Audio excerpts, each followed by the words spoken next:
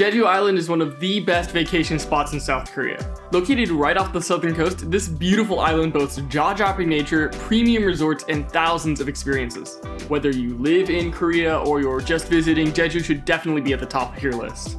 Just about everything on this island is worth your while, so in no particular order, here are our 10 favorite experiences in Jeju.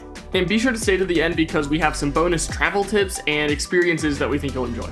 Alright, top of the list is Udo. Udo is an island just off the coast of Jeju with lots of unique nature and fun experiences to try. You heard me right, it's an island off of an island. It's Islandception.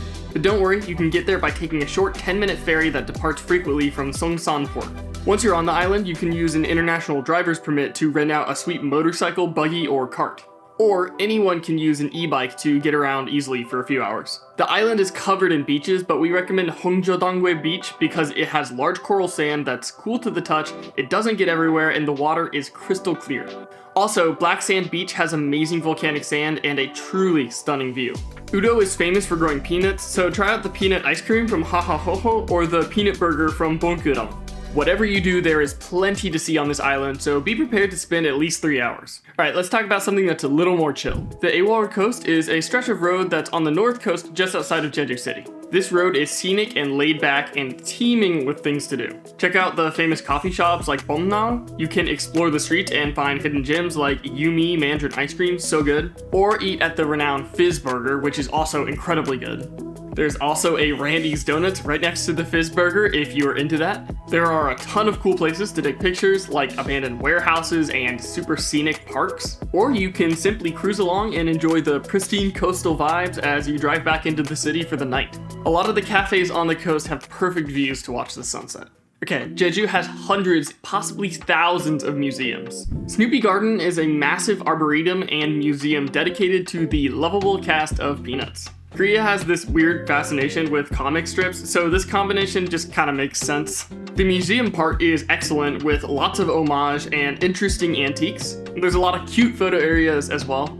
And outside the museum is a sprawling complex with many areas full of super beautiful nature and icons of the Peanuts gang. Even if you don't like Charlie Brown and his lovable friends, we still recommend this location because it has an amazing garden space and a great family-friendly location. Next is one you might have seen coming, Hallasan. Right at the center of Jeju is Mount Hara. In fact, most of the island is the slope of the mountain.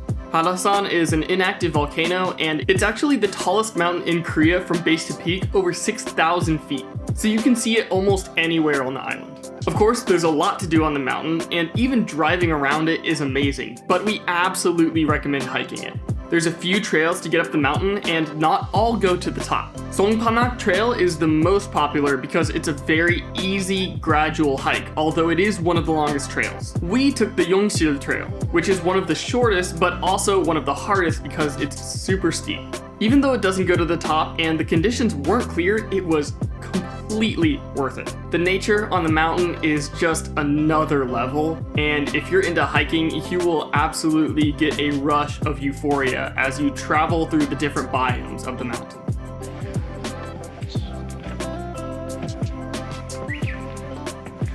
If you're physically able to, I can't recommend hiking Hallasan enough.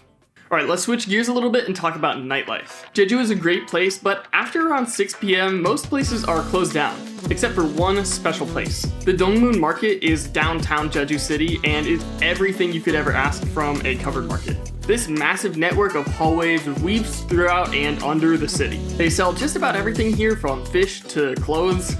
And if you're looking for souvenirs or trinkets, this is a great place to stock up because there are tons of stalls. But the best part of the market is on the edge at Gate 8. Here they have some of the best street food on the island. Everything from Jeju black pork, seafood, dessert, and more. A major highlight is the Battle of the Lobster stalls, where workers throw gas torches around like it's an extreme sport and have epic dance battles to attract customers.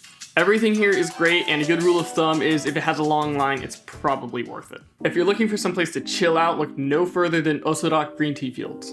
This business is famous in Korea for its quality green tea, and here's where it all starts. Aside from beautiful green tea fields that are perfect for a photo op, Osulloc has a cafe inside that has several great items. Our personal favorites are the green tea ice cream, mandarin ice cream and cake, and the peanut shake. The green tea ice cream is especially a must get. you think we have an ice cream problem? If you like matcha, then this is definitely the place for you.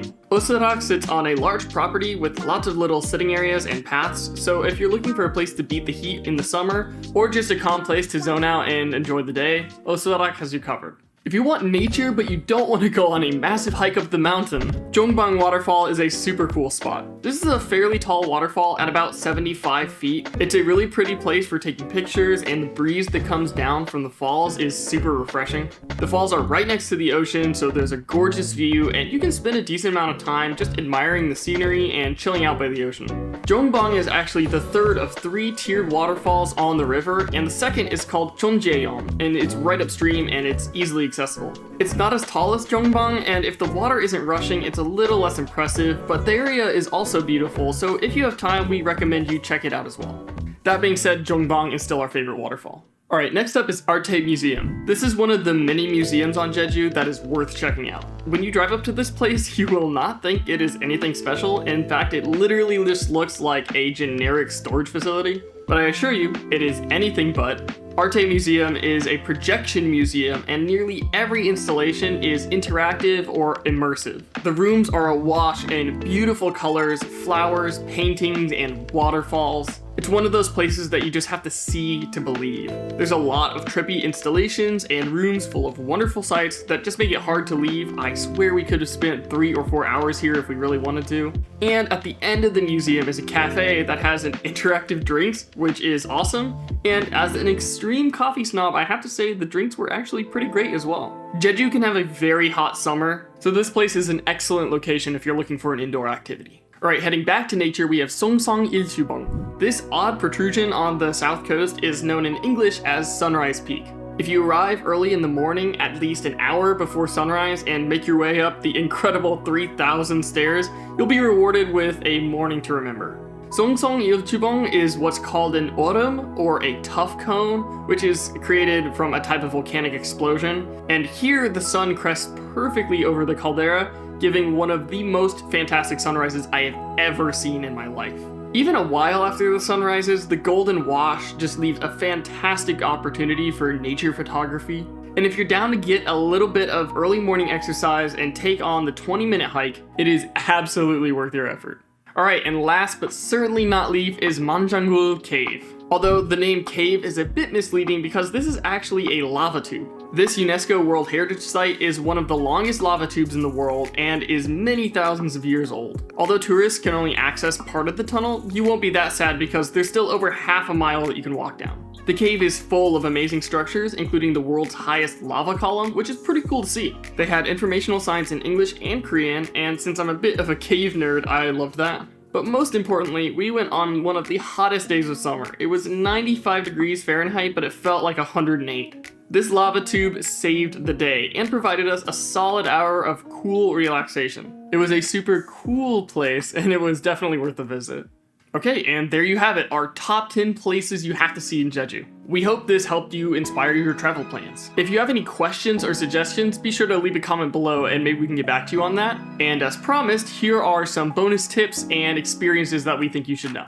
Alright, tip number 1 is to rent a car. Although Jeju isn't a massive island, since the majority of the center of the island is a volcano and most of the experiences are on the outside near the coast, you obviously can't drive straight across the island, so it actually can take over an hour to get from one side to the other. Korea is famous for its amazing public transportation, but unfortunately there's no train or subway network on Jeju, and the bus system is a lot more limited. If you have the time and patience to take buses and the money to rent taxis, you'll be fine, but if you have a US driver's license, getting an international permit is really easy, and since the Korean driving rules are nearly identical to the US, it's really easy and convenient and not that expensive to just rent a car for the week. Just be sure to bring an international credit card because you can't use a debit card to rent a car sometimes. Tip 2 is to check operating hours wherever you go beforehand. Jeju is a very chill place compared to the rest of the country, and they kinda operate on their own schedule. Be sure you know when places close and when lunch hours are before you make plans, and remember that the majority of the island is shut down by the afternoon. Alright, and lastly, here are a few honorable mentions that we couldn't quite fit in the video. Donato's Pizza is a great little shop with incredibly good pizza and great staff on the northern coast. Iho Surf is a great place to learn to surf in Jeju, and our experience was awesome. Although, be warned, you do need need to speak Korean to learn there.